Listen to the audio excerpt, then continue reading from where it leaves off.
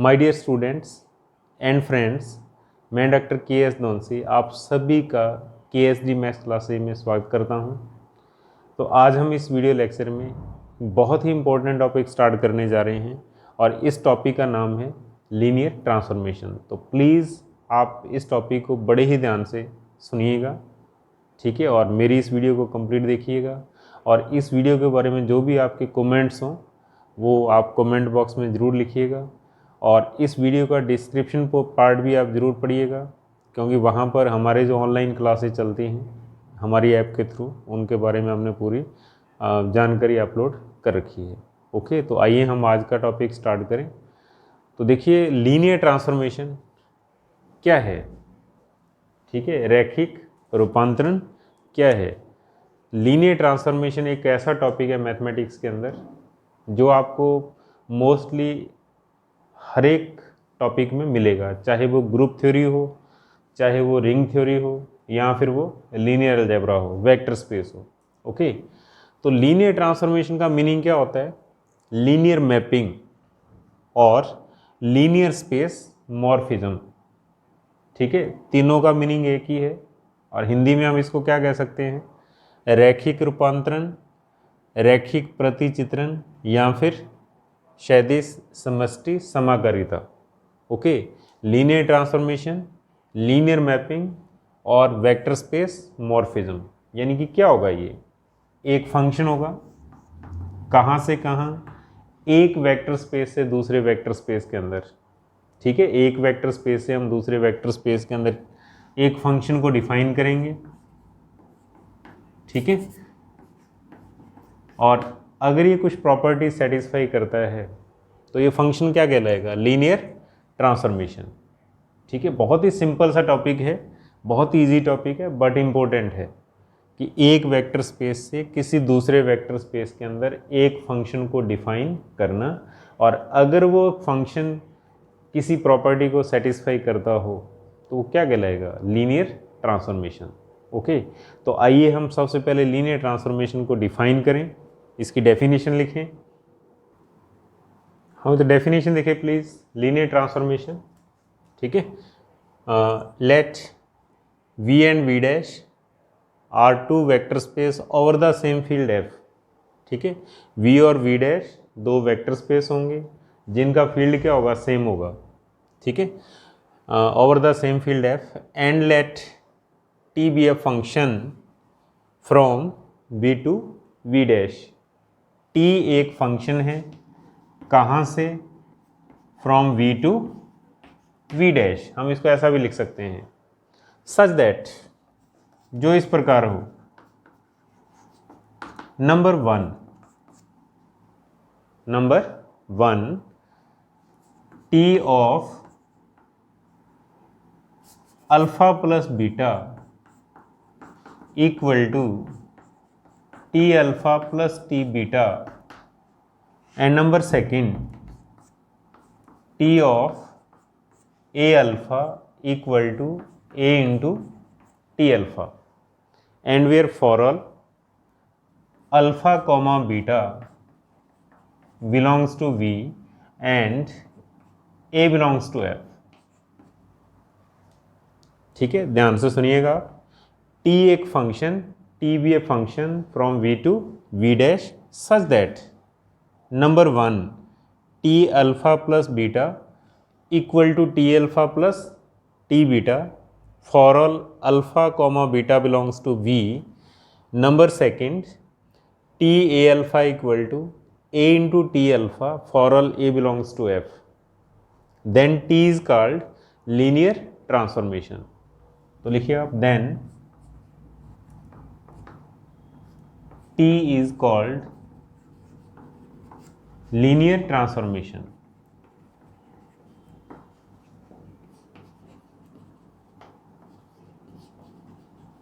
Linear transformations.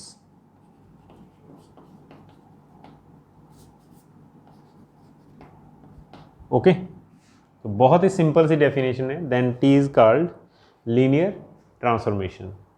और second definition देखिए आप, ठीक है। सेकेंड डेफिनेशन के अंदर क्या होगा? यहाँ तक आप सेम लिखना, सच दैट, यानी कि स्टार्टिंग से स्टार्ट करते हुए सच दैट तक, और उसके बाद आप इसके स्थान पर ये लिख सकते हो such that T of A alpha plus B beta equal to A T alpha plus B T beta for all alpha comma beta belongs to V and A comma B belongs to F, then T is called linear transformation. Then T is called linear transformation. तो कहने का मतलब क्या है, यहाँ पर हम दो डेफिनेशन से लीनियर ट्रांसफॉर्मेशन को डिफाइन कर सकते हैं। फर्स्ट डेफिनेशन के अंदर अपने क्या लिखेंगे, दो पॉइंट्स लिखेंगे, ठीक है, कौन कौन से, T alpha plus beta equal to T alpha plus T beta.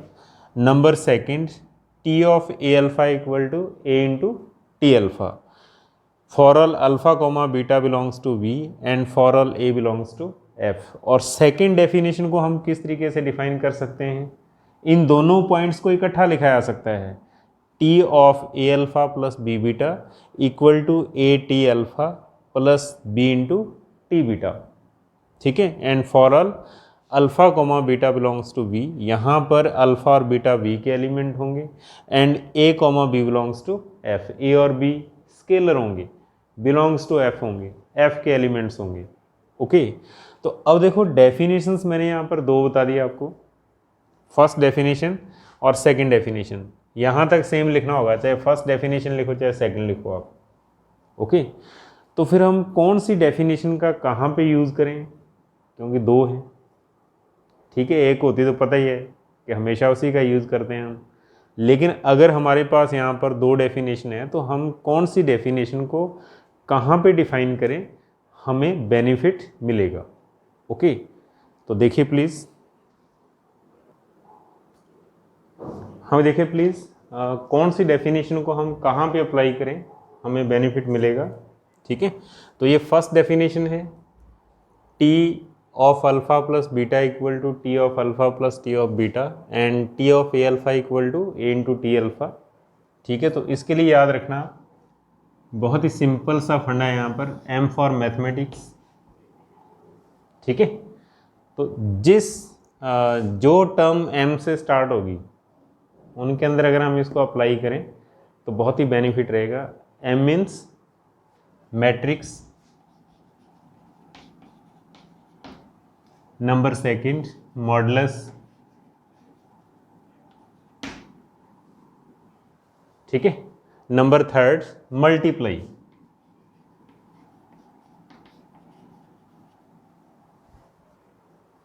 Okay, matrix हो, मॉडुलस हो या फिर मल्टीप्लाई हो, ठीक है। जैसे फॉर एग्जांपल किसी क्वेश्चन के अंदर मैट्रिक्स आ जाए तो इसकी कैलकुलेशन बड़ी बनती है, इसकी कैलकुलेशन छोटी छोटी दो कैलकुलेशन बनेंगी, ठीक है, छोटी छोटी दो कैलकुलेशन बनेंगी, इसके अंदर बड़ी कैलकुलेशन बनेगी, क्यों, दो स्केलर और दो वेक्टर होंगे। और इसके अंदर क्या होगा, अगर फर्स्ट कंडीशन सेटिस्फाई होगी तभी अपने को सेकंड कंडीशन सेटिस्फाई करनी है। अगर फर्स्ट कंडीशन नॉट सेटिस्फाइड तो हम लोग क्या लिख देंगे, T is not a linear transformation. तो कहने का मतलब क्या होता है, मोस्टली मॉडुलस या मल्टीप्लाई के क्वेश्चन जब हमारे पास आते हैं तो उनके अंदर फर्स्ट कंडीशन सेटिस्फाई नहीं होती, तो हम लोग फर्स्ट कंडीशन से आंसर उतार सकते हैं कि टी जो है वो लीनियर ट्रांसफॉर्मेशन होगा या नहीं होगा, ठीक है। तो मल्टीप्लाई का मीनिंग क्या है, जैसे फॉर एग्जांपल ऐसा हो गया, हमें इस तरीके से डेफिनेशन दे रखी है, T of an order pair A comma B equal to A B, यानी कि इन दोनों का मल्टीप्लाई कर रहा है, ठीक है। तो आप इसको अप्लाई कीजिएगा, फर्स्ट कंडीशन सेटिस्फाई नहीं होगी, सीधा आंसर आ जाएगा T is not a linear transformation. या फिर उसने ऐसा दे रखा है, that is T of x and Y equal to mod of X minus Y या mod of X plus Y, तो उसमें फर्स्ट कंडीशन सेटिस्फाई नहीं होगी, तो सीधा आंसर आ जाएगा T is not a linear transformation, okay. या फिर किस टाइप के क्वेश्चंस के लिए बेनिफिट रहेगी, ठीक है। अगर हमारे पास इस टाइप की डेफिनेशन आ जाए, for example T of A B equal to A plus and B minus, ठीक है, उल्टा भी हो सकता है, यहाँ माइनस यहाँ पर प्लस, दोनों में प्लस भी हो सकता है, दोनों में माइनस भी हो सकता है। यहाँ पर क्या हो, m और n, that is m n, ये क्या हो, नेचुरल नंबर, ठीक है, that is integer, ratio, real, ठीक है।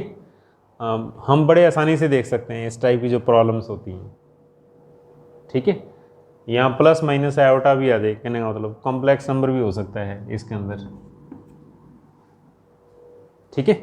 तो m और n के स्थान पर 1 2 3 4 5 6 जीरो को छोड़कर, क्योंकि a प्लस जीरो का मतलब क्या होगा, a ही होगा, ठीक है, जीरो को छोड़कर यहाँ पर m और n जीरो नहीं होंगे।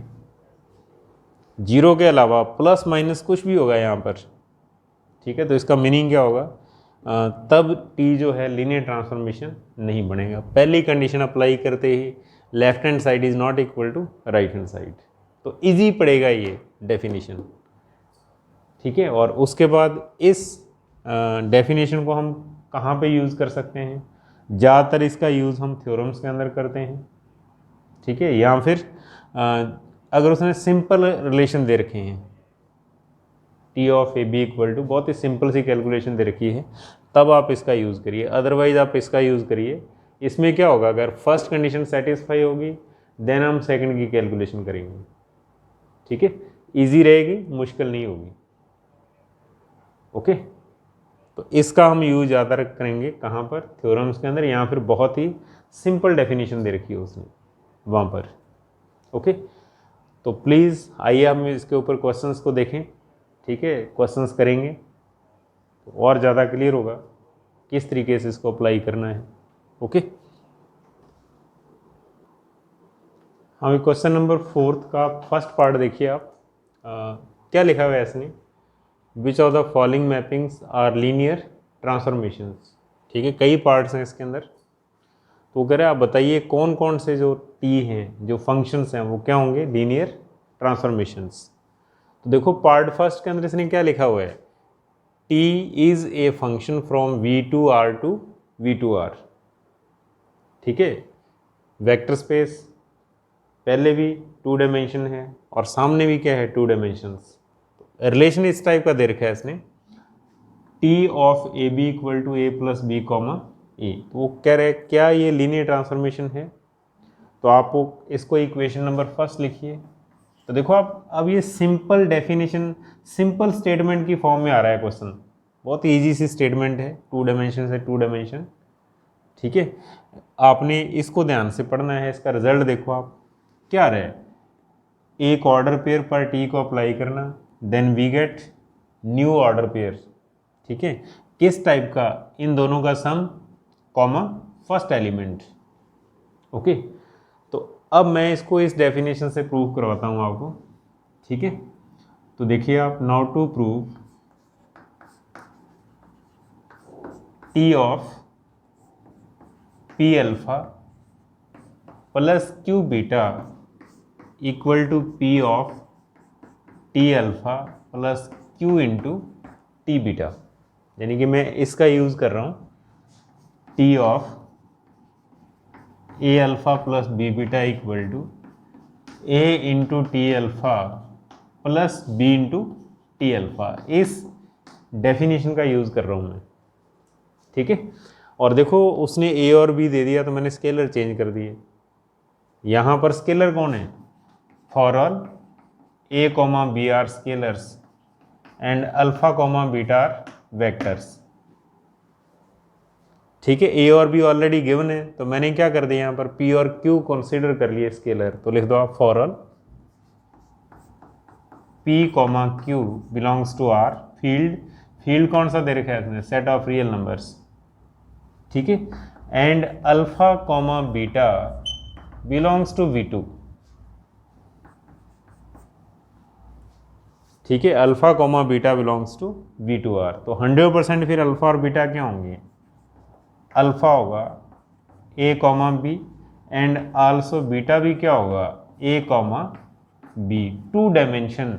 लेकिन अल्फ़ा और बीटा सेम नहीं हो सकते, अलग अलग होंगे। तो इसलिए आप क्या करो, एक को कर दो A1 B1 और दूसरे को आप लिख दो A2 B2। बहुत ही सिंपल तरीका होता है। ए बी लिखो आप 2 बार, एक में 1 1 कर दो, एक में 2 2 कर दो आप। तो एक अल्फ़ा हो गया, दूसरा क्या हो गया, बीटा हो गया। ठीक है, तो अब हमारा टारगेट रहेगा, पहले हम P alpha plus Q beta को तैयार करें। तो लिखो आप P alpha plus Q into beta, इसको कैलकुलेट करिए आप।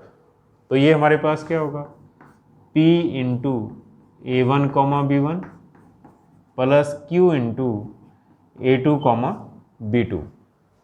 ओके, और नाउ P का अंदर मल्टीप्लाई करना, that is PA1 comma PB1 plus ऐसे ही Q का अंदर मल्टीप्लाई करना, QA2 एंड कॉमा QB2। और इसके बाद इन दोनों को ऐड करेंगे हम, फर्स्ट के अंदर first, that is PA1 plus QA2 and comma PB1 plus QB2। बहुत ही सिंपल, फर्स्ट पार्ट के अंदर फर्स्ट को ऐड करिए, सेकंड के अंदर सेकंड को ऐड करिए आप। ठीक है, मल्टीप्लाई का रूल क्या होता है, अंदर हर एक एलिमेंट को सेम स्केलर से मल्टीप्लाई किया जाता है, और उसके बाद फर्स्ट के अंदर फर्स्ट पार्ट को ऐड करना, सेकंड के अंदर सेकंड पार्ट को ऐड करना। तो ये हमारे पास किस चीज़ की कैलकुलेशन आ गई, P alpha plus Q beta. Okay, तो अब आप लेफ्ट हैंड साइड लिखिए आप LHS, जिसका प्रूफ करना है उसकी लेफ्ट से स्टार्ट करिए आप। ठीक है, ये हमारा टारगेट है। ओके, तो लिखिए please left hand side T of P alpha plus Q beta. तो आप यहाँ पर P alpha plus Q beta की वैल्यू पुट कर दो आप, कितनी है, PA1 plus QA2 comma PB1 plus QB2। ठीक है, P alpha plus Q beta की वैल्यू पुट करना, और इसके बाद हम लोग क्या करेंगे, इक्वेशन फर्स्ट के अकॉर्डिंग इस T को अप्लाई करेंगे हम, इक्वेशन फर्स्ट के अकॉर्डिंग। ध्यान दो आप, फर्स्ट क्या है, अगर हम एक ऑर्डर पेयर पर T को अप्लाई कर रहे हैं तो फर्स्ट पार्ट के अंदर इन दोनों का सम हो रहा है, देखो आप A प्लस B। तो आप लोग क्या करोगे, आप फर्स्ट पार्ट के अंदर इन दोनों का सम करोगे आप, तो that is PA1 plus QA2 plus PB1 plus QB2। दोनों का जोड़ करिए आप, A कॉमा B पर T अप्लाई करने के बाद आंसर क्या आ रहा है, A plus B comma first, फिर इसके बाद कॉमा के बाद फर्स्ट लिख दो आप, that is P of A1 plus Q of B2। ठीक है, तो इसको इक्वेशन नंबर दे दो आप सेकेंड, इक्वेशन नंबर सेकेंड। बहुत ही सिंपल है, आप लेफ्ट हैंड साइड को कैलकुलेट करिए आप। Now right hand side RHS, तो राइट हैंड साइड हमारे पास बनेगा P into T of alpha plus Q into T of beta. Okay, और अब इसके अंदर अल्फा और बीटा की वैल्यू पुट कर दो आप। तो अल्फा हमारे पास है A1 comma B1, Q into beta हमारे पास है A2 comma B2, that is T of A2 comma B2। और अब इक्वेशन फर्स्ट को अप्लाई करो आप, यानी कि T को हटाना है तो इक्वेशन फर्स्ट को अप्लाई करोगे आप। यहाँ पर बाई 1, यहाँ भी नोट कर देना आप बाई 1, क्योंकि इक्वेशन फर्स्ट का यूज़ किया था मैंने।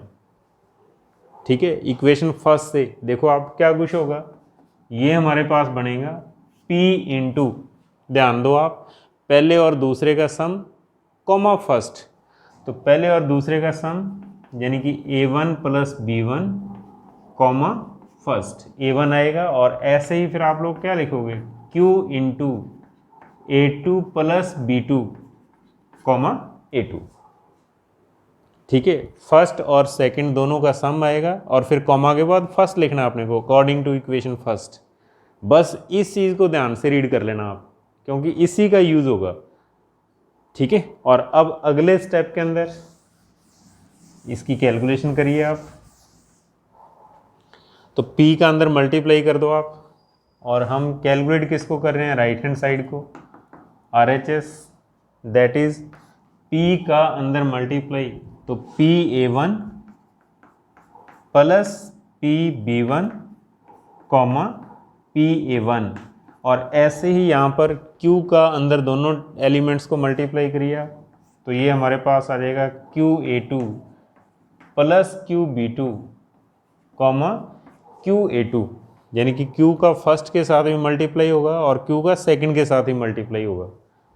ठीक है, और अब इन दोनों को ऐड करिए आप, दोनों को हम ऐड करेंगे तो क्या आ जाएगा, फर्स्ट पार्ट के अंदर फर्स्ट पार्ट को ऐड करना है, that is PA1 plus PB1 plus QA2 plus QB2।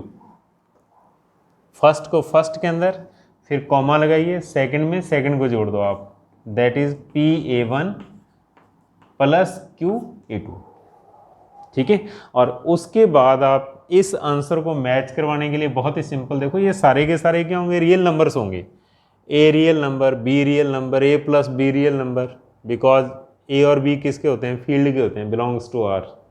तो ये सारे के सारे रियल नंबर हैं, और रियल नंबर प्लस के रिस्पेक्ट क्या होते हैं, कॉम्यूटेटिव। तो अगर हम यहाँ पर कॉम्यूटेटिविटी का यूज़ कर लें, P of PA1 plus QA2 plus PB1 plus QB2 comma PA1 plus QA2, यानी कि इन दोनों को हम इस तरीके से लिख सकते हैं, A plus B equal to B plus A, और इक्वेशन नंबर थर्ड। और अब देखिए सेकंड और थर्ड बोथ आर सेम, जो टर्म सेकंड के अंदर है वही टर्म थर्ड के अंदर है यहाँ पर, तो इसलिए दोनों क्या हैं, सेम है। तो लिख दो आप, by second and third, by second and third we get left hand side equal to right hand side. तो हमारे पास लेफ्ट और राइट दोनों क्या आ रही हैं, सेम आ रही हैं। तो अगर इस तरीके से लेफ्ट हैंड साइड और राइट हैंड साइड सेम आ जाए तो इसका मीनिंग क्या होता है, T is A linear transformation. तो लिख दो आप, implies T is LT। Short में हम लीनियर ट्रांसफॉर्मेशन को L डॉट T डॉट भी लिख सकते हैं, linear transformation that is LT।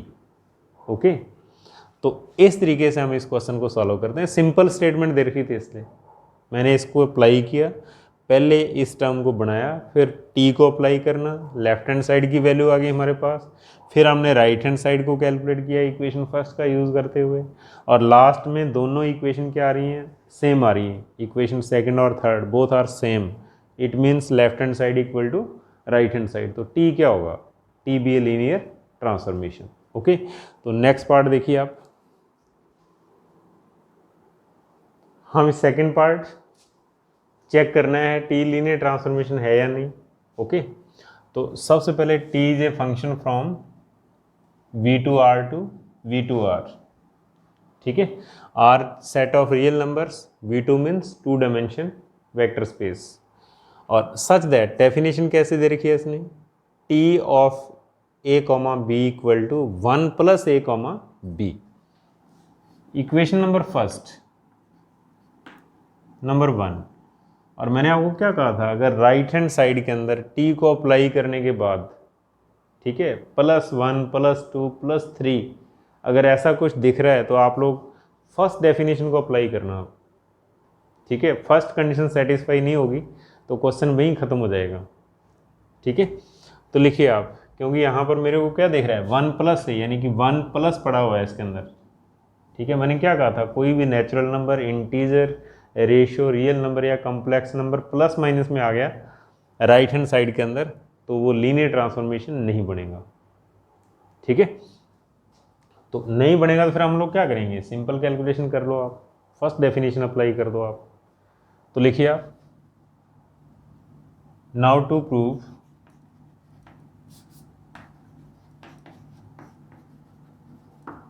यहां पे ऐसा लिखो, for L T to prove,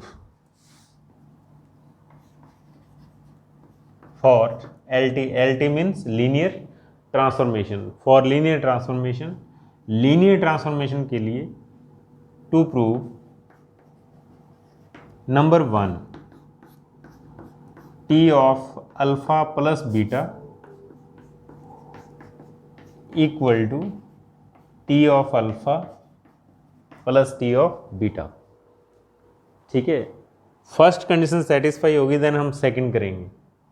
ठीक है, तो यहां पर for all alpha comma beta किसके एलिमेंट हैं, V2R, और सेकंड कंडीशन कौन सी होगी इसके अंदर, सेकंड कंडीशन ये बनेगी T of A alpha equal to A into T alpha. ये बाद की बात है, पहले हम फर्स्ट देखेंगे ये सेटिस्फाई हो रही है कि नहीं हो रही।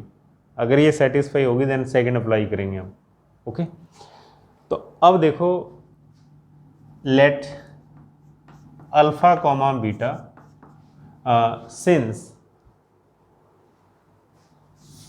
चूंकि since alpha comma beta belongs to V2R, तो फिर आप लोग कैसे लिख सकते हो, that is alpha equal to A comma B and beta is also A comma B.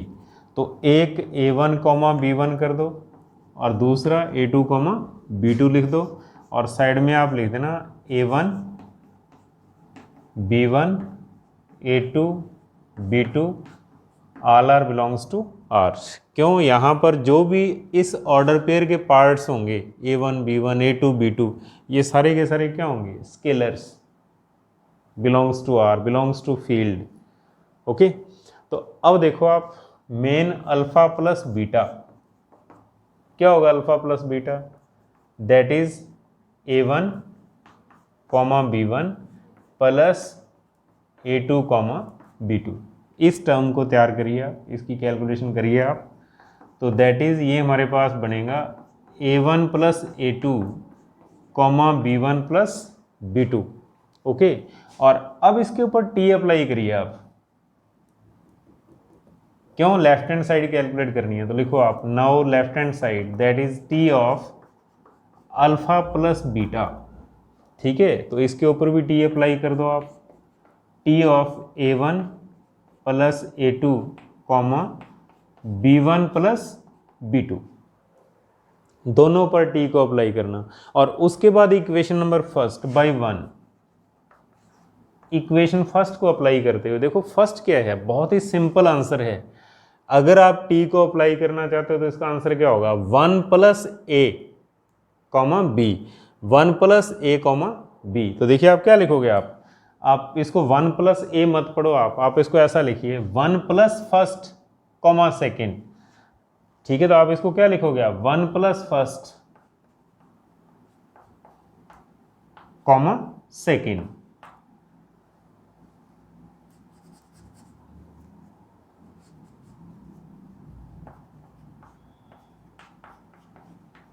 ऐसा लिखेंगे हम,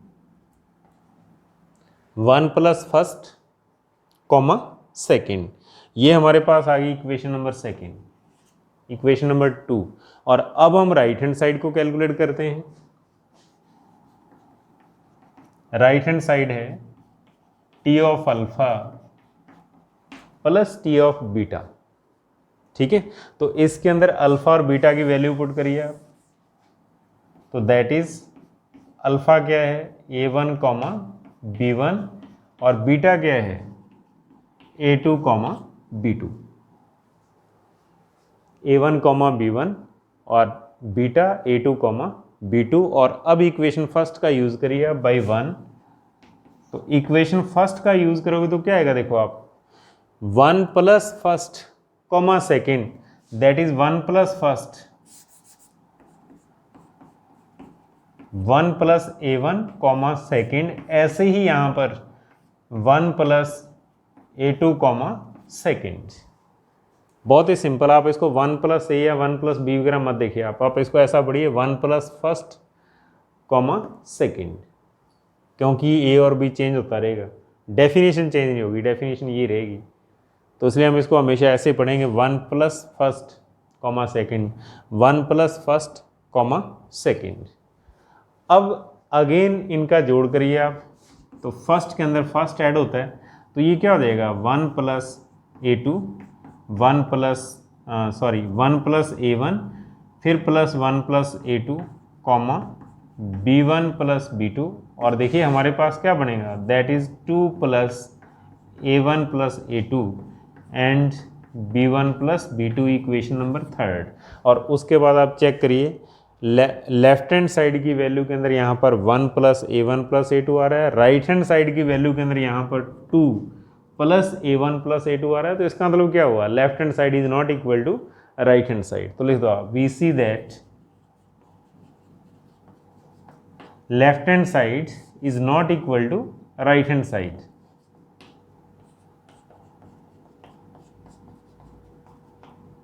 ठीक है, दोनों इक्वल नहीं है, it means T is not a linear transformation, T is not a linear transformation, T linear transformation नहीं होगा।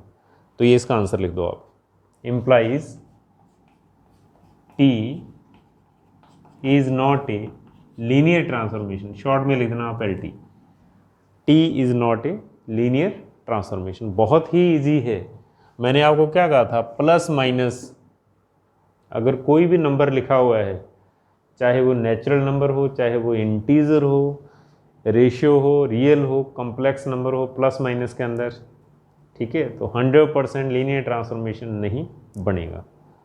ओके, तो फर्स्ट कंडीशन सेटिस्फाई नहीं हो रही, सेकंड कंडीशन सेटिस्फाई करने की जरूरत नहीं है, सीधा आंसर लिख दिया मैंने, T is not a linear transformation. तो इसलिए क्वेश्चन इजी पड़ता है ये। ठीक है, अब नेक्स्ट देखिए आप,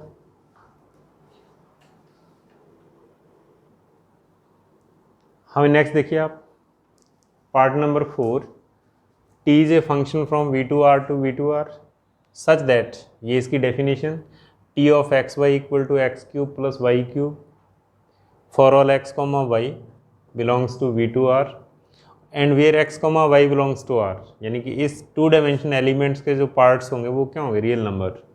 ओके, इस ऑर्डर पेयर का फर्स्ट और सेकंड जो नंबर होगा वो क्या होगा, रियल नंबर, फील्ड के एलिमेंट होते हैं। हाँ, इसके बाद फिर आइए आप देखो, T of x, y equal to x³ y³ दे रखा है इसने, इसका मतलब क्या हो रहा है, x का 3 टाइम्स मल्टीप्लाई, y का 3 टाइम्स मल्टीप्लाई। तो मैंने क्या कहा था, अगर मल्टीप्लाई हो गया तो ये वेक्टर स्पेस लीनियर ट्रांसफॉर्मेशन नहीं बनेगा। ठीक है, तो कौन सी डेफिनेशन यूज करेंगे मल्टीप्लाई के लिए, फर्स्ट इजी डेफिनेशन, तो लिखो आप, for L T for linear transformation to prove number 1 T of alpha plus beta equal to T alpha plus T beta. ठीक है, ये अपने को प्रूव करना है, और यहाँ पर अल्फा और beta, where alpha comma beta belongs to v2r। ठीक है, तो फिर सपोज करिए आप, alpha x, y and beta also x, y।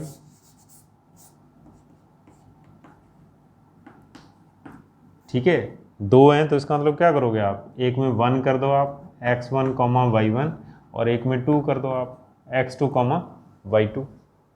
Okay, और अब इसके बाद अगले स्टेप के अंदर हम लोग क्या करेंगे, सबसे पहले अल्फा प्लस बीटा कैलकुलेट करेंगे, दैट इज फर्स्ट के अंदर फर्स्ट पार्ट ऐड कर दो आप x1 + x2, y1 + y2, ये अल्फा प्लस बीटा हो गया।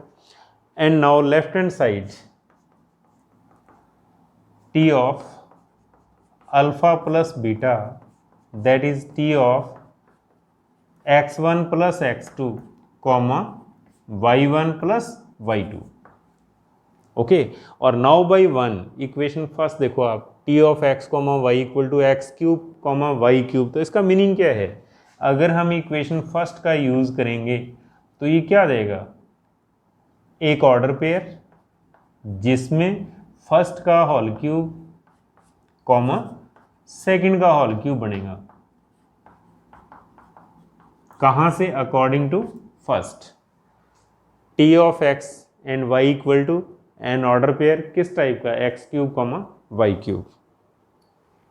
ठीक है, टी अप्लाई करते ही पहले की पावर 3 और दूसरे की पावर 3। और इसके बाद आप लिखिए right hand side RHS।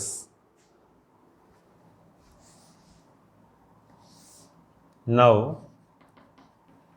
Right hand side equal to T of alpha plus T of beta.